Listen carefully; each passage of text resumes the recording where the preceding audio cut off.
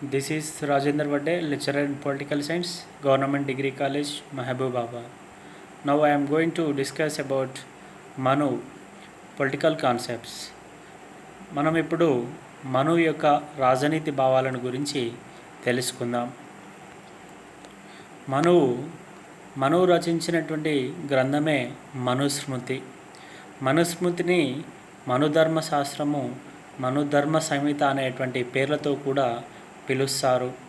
మనువుని గురించి ప్రాచీన భారత రాజనీతి తత్వంలో చాలా గొప్పగా పేర్కొనడం జరిగింది. ప్రాచీన భారత రాజనీతి తత్వ విచారంలో మనువు రచించినటువంటి మనుస్మృతికి అత్యంత ప్రాధాన్యత కలదు. ఎందుకనగా మనుస్మృతి అనేటువంటిది ప్రాచీన భారత సామాజిక తత్వాన్ని, భారతీయుల యొక్క సామాజిక దైనందిన జీవన విధానాన్ని గురించి తెలియజేసేటువంటి గ్రంథంలో అత్యంత ప్రధానమైనటువంటి గ్రంథంగా దీన్ని పేర్కొనవచ్చు. అట్లాగే భారత రాజనీతి తత్వ రాజ్యతంత్ర ఆధారాలలో ఈ యొక్క స్మృతి సాహిత్యం అనేటువంటిది ప్రధాన పాత్ర పోషిస్తే, అందులో మనుస్మృతి అనేటువంటిది ఇంకా అత్యంత ప్రధాన పాత్రని కలిగి ఉందని చెప్పవచ్చు. ఈ యొక్క మనుస్మృతి అనేటువంటిది ఒక ధర్మశాస్త్ర గ్రంథంగా పేర్కొంటారు. మనువు గురించి చూసినట్లయితే ఇతను తొలి భారత న్యాయశాస్త్ర కోవిదుడిగా కూడా పేర్కొంటారు. అట్లాగే ఇతన్ని తొలి జాతి పితగా కూడా మానవ జాతి పితగా కూడా పేర్కొనడం జరుగుతుంది. ఇతన్ని మొట్టమొదటి శాసన నిర్దేశకుడు అని కూడా పేర్కొనడం జరిగింది. మనువు అంత పేరు ప్రఖ్యాతలు తీసుకురావడానికి గల కారణం ఏంటంటే, మనుస్మృతిలో అతను ఆ యొక్క భారతీయ మతము, సామాజిక బాధ్యతల గురించి చర్చించినటువంటి అంశాలే అతనికి అంత గొప్ప కీర్తిని తెచ్చిపెట్టాయని చెప్పవచ్చు. ఈ మనుస్మృతి అనేటువంటిది అత్యంత పురాతనమైనటువంటి గ్రంథంగా పేర్కొంటారు. ఇతను మనువు గురించి అనేక రకాలుగా చరిత్రకారులు పేర్కొనడం జరిగింది. మార్క్స్ ముల్లర్, ప్రముఖ చరిత్రకారుడైనటువంటి మార్క్స్ ముల్లర్ ప్రకారము మనువు క్రీస్తు శకము 4వ శతాబ్దానికి చెందినవాడని పేర్కొనగా, మరొక చరిత్రకారుడైనటువంటి జార్జ్ బుహ్లెర్ ప్రకారము ఈ యొక్క మనుస్మృతి అనేటువంటిది క్రీస్తు శకము 200 సంవత్సరాల నాటికే, అంటే రెండవ శతాబ్దం నాటికే ఇది వెలుగులోకి వచ్చింది, ఆల్రెడీ వెలుగులో ఉంది అని పేర్కొనడం జరిగింది. అనగా మనుస్మృతి అనేటువంటిది 2వ శతాబ్దానికే వెలుగులోకి వచ్చిందంటే అంతకంటే పూర్వమే మనుస్మృతిని మనువు రచించాడనేటువంటిది చరిత్రకారులు తెలియజేయడం జరిగింది. అయితే ఈ యొక్క మనుస్మృతిలో ఏముంది, అసలు మనుస్మృతి దేని గురించి తెలియజేస్తుంది అంటే, మనుస్మృతిలో 12 అధ్యాయాలు కలవు. అట్లాగే దాంట్లో 2685 సంస్కృతంలో రాయబడినటువంటి శ్లోకాలు కలవు. ఈ యొక్క 2685 ఛందోబద్ధమైనటువంటి, అంటే మంచి ఛందస్సు కలిగినటువంటి ఆ యొక్క శ్లోకాలతో కూడినటువంటిదే ఈ యొక్క మనుస్మృతి. ఈ యొక్క మనుస్మృతిలో ఉన్నటువంటి ఆ యొక్క 2685 శ్లోకాలలో సుమారు 250కి పైగా శ్లోకాలు సంస్కృతంలో రచించబడినటువంటివి. ఇవి మహాభారతంలో కూడా పొందుపరచడం అనేటువంటి జరిగింది. అనగా ఇక్కడ చూసినట్లయితే మహాభారతంలో ఉన్నటువంటి శ్లోకాలని మనుస్మృతి నుండే గ్రహించారనేటువంటిది కొంతమంది చరిత్రకారుల యొక్క అభిప్రాయం. దీని ద్వారా మనము చూసినట్లయితే మహాభారతం కంటే కూడా మనుస్మృతి అనేటువంటిది పురాతనమైనదిగా పేర్కొనవచ్చు. ఈ యొక్క మనుస్మృతి అనేటువంటిది ప్రధానంగా ఆ యొక్క పురాణ యుగంలో భారతీయుల యొక్క దైనందిన జీవన విధానాన్ని గురించి తెలియజేసేటువంటి ఒక ప్రామాణిక గ్రంథం అని పేర్కొనడం జరిగింది. అట్లాగే ఒక భారతీయ సమాజాన్ని పునర్నిర్మించడానికి గతకాలం నుంచి వస్తున్న ప్రవర్తన నియమ నిబంధనలను వివరించడమే ఈ యొక్క మనుస్మృతి యొక్క ప్రధానమైనటువంటి లక్ష్యము అని చెప్పుకోవచ్చు. అయితే ఈ యొక్క మనువు గురించి అనేక చరిత్రకారులు అనేక రకాలుగా పేర్కొన్నారు. జార్జ్ బుహ్లర్ ఈ యొక్క మనుస్మృతిని ఇంగ్లీష్లోకి మరియు ఇతర వాటిలోకి అనువదించడం అనేటువంటిది జరిగింది. ఈ దీంట్లో ముఖ్యంగా 12 అధ్యాయాలు 2685 శ్లోకాలు ఉన్నాయని చెప్పవచ్చు. In the history of ancient Indian political philosophy, Manu the author of Manusmriti is regarded as the first teacher to reveal the essence of humanity. He is the first legislator to prescribe the norms of social life and politics. Manusmriti is also called Manudharma Shastra and Manudharma Samhita. It is a comprehensive and encyclopedic text that contains. Manusmriti, J.M. Dikshit Manushastra Vivarna calls the book as India's greatest achievement in the field of jurisprudence. According to Ghoshal, Manusmriti has not only exceptional significance but also provides abundant details and ancient political system. However, there are different views in regard to who was Manu, in which period he lived, by whom Manusmriti was written. According to some writers like Govinda Ranga, Manu was a great sage. Some other writers says about the Manuvu. Meda Miti treat him as a particular perfect individual. Some consider him as a god and some other consider him as a creator of the universe. కొంతమంది అభిప్రాయం ప్రకారము ఇతను ఒక దేవుడని, ఈ యొక్క విశ్వాన్ని సృష్టించింది లేదా మానవజాతి పితామహుడు మను అని పేర్కొనడం జరిగింది. According to some writers, Manusmriti is a కంపెండియం of several authors and not the work of one person. కొంతమంది చరిత్రకారుల అభిప్రాయం ప్రకారము ఈ యొక్క మనుస్మృతి అనేటువంటిది ఒక్కరే రచించింది కాదు, ఇది చాలామంది రచయితలు రాసినటువంటి ఒక గ్రంథంగా, పవిత్ర గ్రంథంగా పేర్కొనడం అనేటువంటిది జరిగింది. ఈ విధంగా మనుస్మృతి పైన అనేక రకాలైనటువంటి అభిప్రాయాలు ఉన్నప్పటికీ ఇది ఒక పురాతనమైనటువంటి గ్రంథము. మనువు క్రీస్తు శకానికి చెందినవాడా, క్రీస్తు పూర్వానికి చెందినవాడా అనేటువంటి అనేక భిన్నాభిప్రాయాలు అనేటువంటివి చరిత్రకారులు, రచయితల మధ్యన ఉన్నాయనేటువంటిది మనం గమనించవచ్చు. ఈ యొక్క మనుస్మృతి ప్రకారము, మనువు యొక్క అభిప్రాయం ప్రకారము రాజ్యావతరణ ఏ విధంగా జరిగింది, ఫార్మేషన్ ఆఫ్ ది స్టేట్. రాజ్యావతరణ కనుక చూసినట్లయితే ఇతను కొంతవరకు దైవదత్తాధికార సిద్ధాంతాన్ని బలపరిచినట్టు మనము గమనించవచ్చు. ఎందుకనంటే ప్రాకృతిక వ్యవస్థలో, అంటే స్టేట్ ఆఫ్ నేచర్, రాజ్యావతరణకు పూర్వం ముందు ప్రాకృతిక వ్యవస్థలో అప్పుడు ఆటవిక న్యాయం అనేటువంటిది ఉంది. అంటే మైట్ ఈజ్ రైట్, ఆటవిక న్యాయం అనేటువంటి, అంటే బలవంతుడిదే రాజ్యం అనేటువంటి విధానం కొనసాగింది. తద్వారా ప్రజలు అందరూ దుర్భరమైనటువంటి జీవితాన్ని, కడు దయనీయమైనటువంటి జీవితాన్ని గడిపారు అని మనుస్మృతిలో పేర్కొన్నాడు. కాబట్టి అటువంటి పరిస్థితి నుండి బయటపడటానికి ప్రజలందరూ కలిసి, ప్రజల్లో ఎటువంటి సఖ్యత, ప్రశాంతత, ఆ యొక్క సోదరభావం అనేటువంటిది లేకపోవడం ద్వారా దుర్భరమైనటువంటి, దయనీయమైనటువంటి జీవనాన్ని గడుపుతున్నారు. కాబట్టి వాళ్ళందరూ కూడా, ప్రజలందరూ కూడా ఆ యొక్క బ్రహ్మ దగ్గరికి వెళ్ళి తమ యొక్క బాధని, తమ యొక్క అవంతా కూడా వెళ్ళబుచ్చడం ద్వారా బ్రహ్మనే ఈ యొక్క రాజ్యాన్ని సృష్టించాడు అని మనుస్మృతిలోని 7వ అధ్యాయంలో ఈ యొక్క రాజ్యావతరణ గురించి వివరించడం జరిగింది.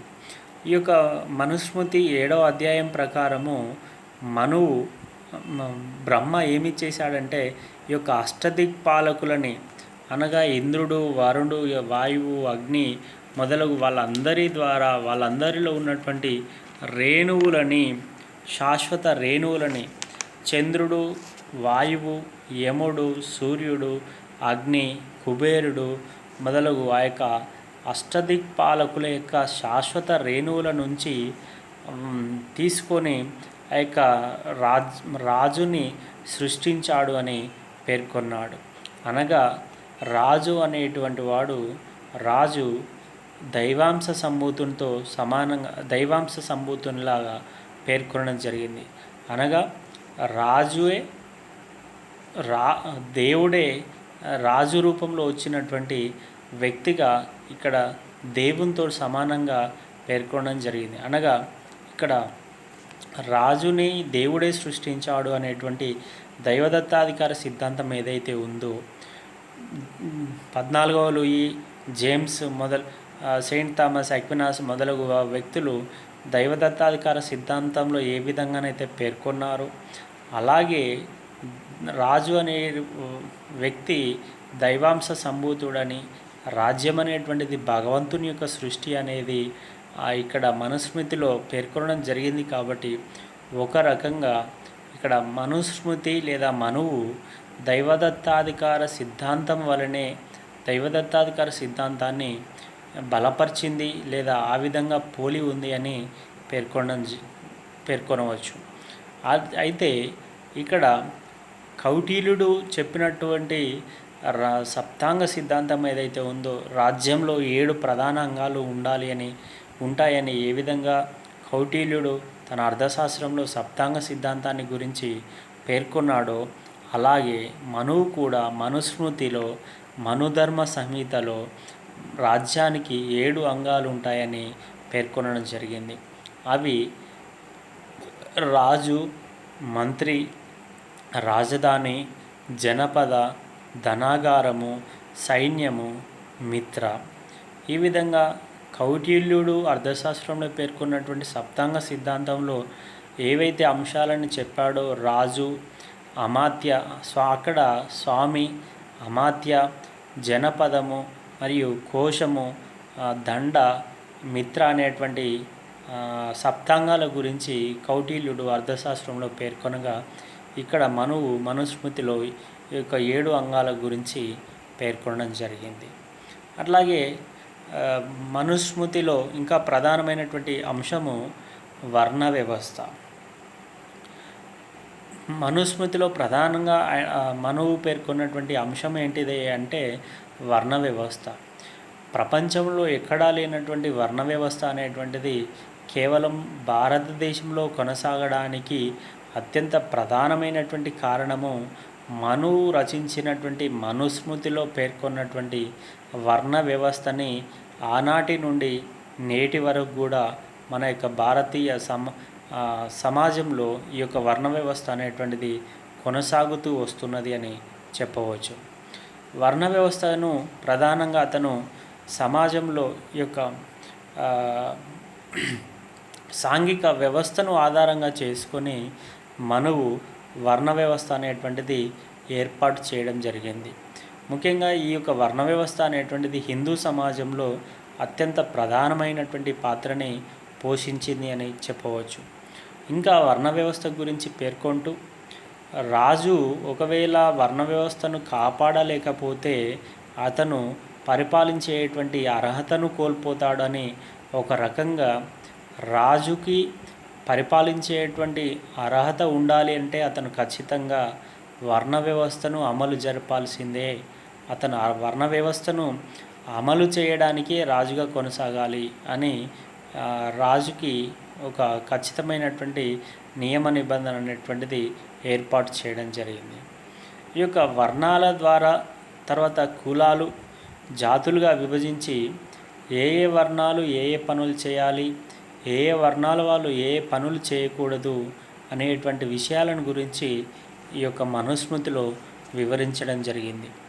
ఆ యొక్క మనుస్మృతిలో మనువు పేర్కొన్నటువంటి కుల మరియు ఆ యొక్క వర్ణ వ్యవస్థ అనేటువంటిది ఏదైతే ఉందో ఇప్పటికీ ఆ విధంగానే కులాల ఆధారంగా మరియు వర్ణాల ఆధారంగా ఈ యొక్క పనులు అనేటువంటివి మనం చేయటాన్ని ఇప్పుడు గమనించవచ్చు. ప్రధానంగా ఈ యొక్క వర్ణాలని కులాల ఆధారంగా చేసుకొని 4 వాళ్ళు చేసే పనులను వృత్తులను బట్టి ఆధారంగా 4 భాగాలుగా 4 రకాలుగా వర్గీకరించడం జరిగింది. దాన్నే మనము చాతుర్వర్ణ వ్యవస్థ అని పేర్కొంటాము. వర్ణ వ్యవస్థని 4 రకాలుగా అతను విభజించాడు కాబట్టి చాతుర్వర్ణ వ్యవస్థ అని పేర్కొంటాం. అవే ఇక్కడ మనము బ్రాహ్మణులు, క్షత్రియ మరియు వైశ్య, శూద్రు అని చెప్పవచ్చు. బ్రాహ్మణులు, క్షత్రియులు వైశ్యులు, శూద్రులు. ఇది వర్ణ వ్యవస్థలో 4 భాగాలు, 4 రకాలుగా వర్గీకరించాడు. అయితే వారి యొక్క వారు అంటే బ్రాహ్మణులు ఎక్కడి నుండి జన్మిస్తారు, వారి యొక్క ప్రధానమైనటువంటి వృత్తి ఏంటిది, వారు ఏం చేయాలి, ఎవరెవరు ఏం చేయాలి, ఏమేం చేయకూడదు అనేటువంటిది ఇక్కడ ప్రధానంగా పేర్కొనడం జరిగింది. బ్రాహ్మణులు బ్రహ్మ నోటి భాగం నుండి జన్మిస్తారు అని పేర్కొన్నాడు. బ్రాహ్మణులు బ్రహ్మ యొక్క నోటి భాగం నుండి జన్మించడం వల్ల నోరు అనేటువంటిది వాక్కుకి, అభ్యాసానికి, ఉచ్చారణకి ప్రధానమైనటువంటిది కాబట్టి బ్రాహ్మణులు వారి విద్యను పొందడం వారి యొక్క ప్రధానమైనటువంటి వృత్తిగా, వారు ఇంకా వృత్తిలో భాగంగా యజ్ఞయాగాదులు, కర్మకాండాలు చేయటం అనేటువంటిది వారి యొక్క ప్రధానమైనటువంటి వృత్తిగా చేపట్టడం జరిగింది. వారు ఏం చేయాలి అంటే విద్యాభ్యాసం చేయాలి, ఆ వేదాలను అభ్యసన చేయాలి. వాళ్ళు వేదాలని అభ్యసిస్తారు కాబట్టి ఆ యొక్క కర్మకాండాలని, యజ్ఞయాగాదులని కేవలము బ్రాహ్మణులు మాత్రమే చేపట్టాలి. ఇతర ఎవ్వరూ కూడా, మిగిలిన వర్ణాల వాళ్ళెవరూ కూడా చేపట్టకూడదు. అలా చేయటము నిషేధమనే మనుస్మృతిలో మనువు పేర్కొనడం జరిగింది. అయితే వీళ్ళు ఈ యొక్క యజ్ఞయాగాదులు, కర్మకాండాలతో పాటు కొంతవరకు వ్యవసాయం కూడా చేయవచ్చు అని పేర్కొన్నాడు. ఈ యొక్క 4 వర్ణాలలో బ్రాహ్మణులకి అత్యంత ప్రముఖ స్థానాన్ని కల్పించాడు అని చెప్పవచ్చు. బ్రాహ్మణ తర్వాత వర్ణ వ్యవస్థలో బ్రాహ్మణుల తర్వాత 2వ స్థానము క్షత్రియులు. క్షత్రియులు బ్రహ్మ యొక్క భుజభాగాల నుండి జన్మిస్తారు అని పేర్కొన్నాడు. మానవ శరీరంలో భుజాలు అనేటువంటివి బలానికి చిహ్నం కాబట్టి, బలాన్ని, శక్తిని సూచిస్తాయి కాబట్టి ఈ యొక్క క్షత్రియులు అనేటువంటి వారు ధైర్య సాహసాలు మరియు మంచి శక్తి కలిగి ఉంటారు అనేటువంటిది మను యొక్క అభిప్రాయం అని చెప్పవచ్చు. వీరి ధైర్య సాహసాలు ప్రదర్శిస్తారు కాబట్టి వీరు దేశాన్ని రక్షించటము, పరిపాలన చేయటము, యుద్ధాలు చేయటము క్షత్రియుల యొక్క ప్రధానమైనటువంటి బాధ్యతగా చేపట్టడం జరిగింది. అంతేకాకుండా ఈ యొక్క వర్ణ వ్యవస్థని కాపాడటం అనేటువంటిది క్షత్రియ ధర్మంగా కూడా పేర్కొన్నాడు.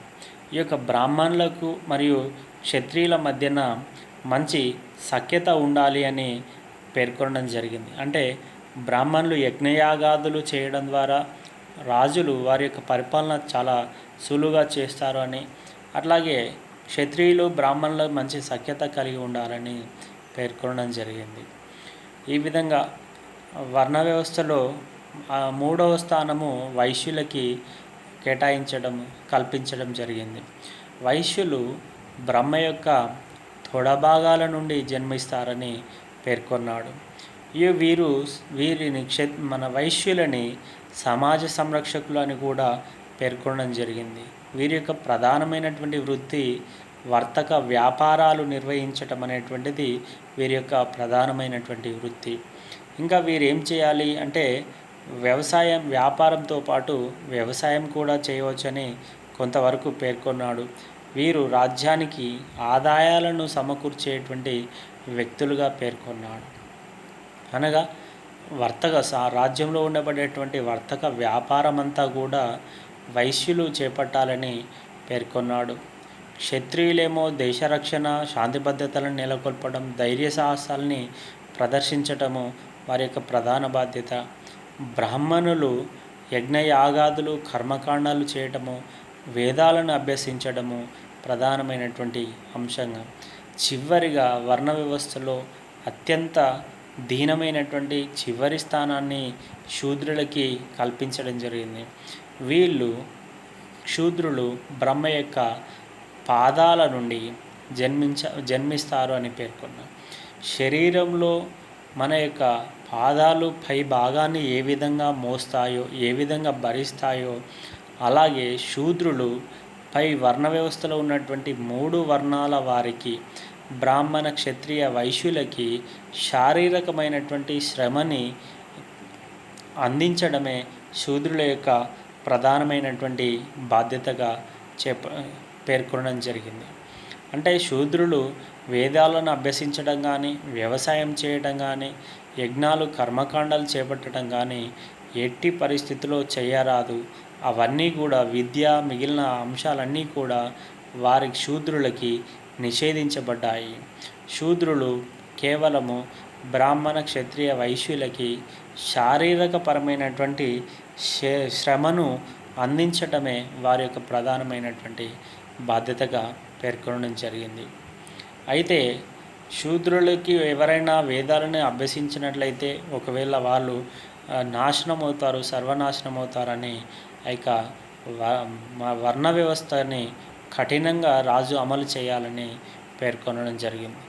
ఆ మనుస్మృతిలో మనువు పేర్కొన్నటువంటి వర్ణ వ్యవస్థ ఇప్పటికీ 2000 సంవత్సరాలు దాటినప్పటికీ, గడిచిపోయినప్పటికీ ఇంకా భారతదేశంలో యొక్క వర్ణ వ్యవస్థ అనేటువంటి సజీవంగా ఇంకా ఇప్పటికీ కొనసాగుతుందని చెప్పవచ్చు. According to Manu, Brahmins emerged from the mouth of Brahma. అయితే ఇక్కడ బ్రాహ్మణ్స్ బ్రహ్మ యొక్క నోటి భాగం నుండి జన్మిస్తారని పేర్కొన్నాడు. అయితే వారిలో ఎటువంటి గుణం ఉంటుంది అనేటువంటిది కూడా కొంతవరకు మనువు పేర్కొన్నాడు. అయితే వారిలో బ్రాహ్మిన్స్లో సత్వగుణం ఉంటుంది అని, అట్లాగే వాళ్ళు నాలెడ్జ్కి, విజ్ఞానానికి అర్హులు అని ప్రధానంగా పేర్కొనడం జరిగింది. What is the main duty of Brahmins? The performance of yajnas and karmakandas, teaching Vedas. అంటే ఈ యొక్క ముఖ్యంగా యజ్ఞాలు కర్మకాండాలు చేయటము వాళ్ళు జ్ఞానానికి సంకేతంగా పేర్కొనడం జరిగింది. విజ్ఞానానికి సంకేతం. వేదాలను అభ్యసించడం కేవలం బ్రాహ్మణ్స్ మాత్రమే చేయాలి. రెండవది Kshatriya, they emerged from the shoulder of Brahma.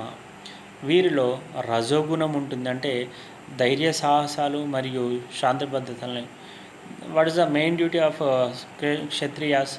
the main duty of kshatriyas, protection of the state and participation in war, maintenance of law and order and sacrifice.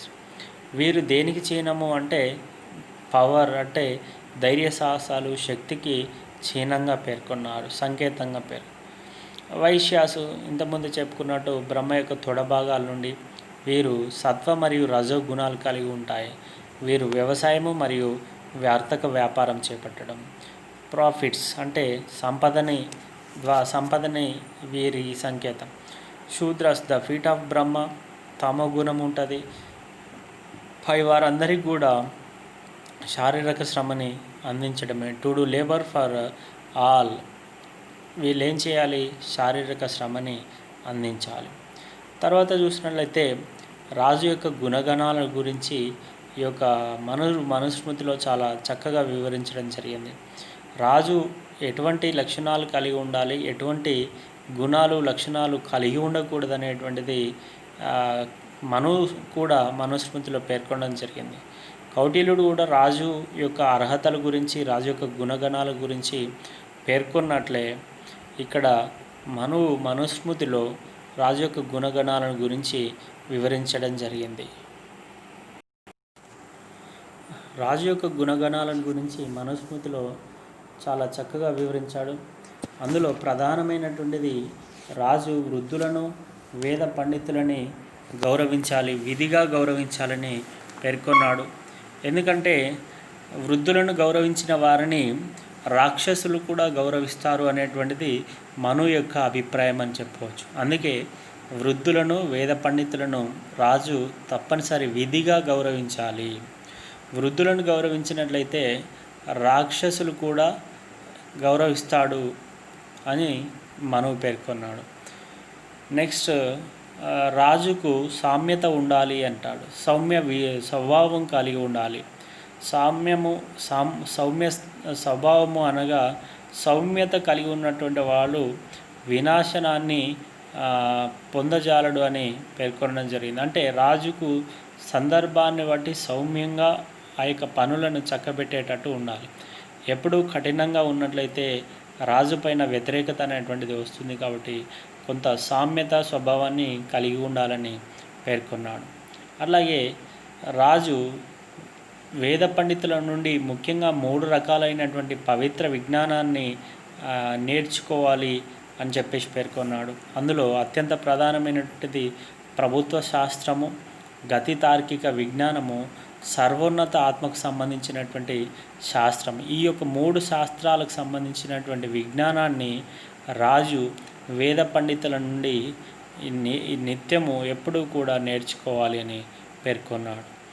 తర్వాత అది చూసినట్లయితే రాజు రాత్రింబవళ్ళు కూడా పంచేంద్రియాలను జయించేటట్లు ప్రయత్నించాలి. ఆ విధంగా పంచేంద్రియాలను జయించినట్లయితేనే అతను ప్రజల నుండి విధేయులుగా మలుచుకోగలుగుతాడు, ప్రజల యొక్క అభిమానాన్ని చూరగొంటాడు అని పేర్కొన్నాడు. అలాగే రాజు యొక్క ఈ యొక్క గుణగణాలతో పాటు కొన్ని గుణాలని లేదంటే కొన్ని దుర్వ్యసనాలని చెప్పవచ్చు, అటువంటి వాటిని త్యజించాలి అని పేర్కొన్నాడు. ముఖ్యంగా వేటాడటము, అట్లాగే జూదము, పగటి నిద్ర, మద్యపానము, ఇంద్రియ సుఖాలు, స్త్రీలోలత్వము, గానము, సంగీతము, నిరంతర నాట్యం. మనము కొన్ని పురాణాల్లో చూసినట్లయితే రాజుకు అంతమంది భార్యలు, కొన్ని వందల మంది భార్యలు అని చెప్పుకుంటారు. అయితే ఇక్కడ స్త్రీలోలత్వం అనేటువంటిది రాజు యొక్క గుణాలలో ఉండకూడదని మనువు పేర్కొన్నాడు. అలాగే వేటాడటము, పగటి నిద్ర, ముఖ్యంగా సంగీతము, నిరంతర నాట్యము మొదలగు అనేక అంశాలను గురించి ఈ యొక్క అంశాలని అతను మనువు దుర్వ్యసనాలుగా పేర్కొన్నాడు. కాబట్టి ఈ దుర్వ్యసనాలను రాజు త్యజించాలి అని పేర్కొనడం జరిగింది. వీటిని త్యజించినప్పుడే అరిషడ్ వర్గాలను జయించగలుగుతాడని మనువు పేర్కొన్నాడు. అట్లాగే బ్రాహ్మణులను గౌరవించడము, సందర్శకులను గౌరవించడము, మంత్రుల సలహాలను పాటించడం లాంటివి రాజు చేసినప్పుడు చక్కని పరిపాలన అందించగలుగుతాడని పేర్కొన్నాడు.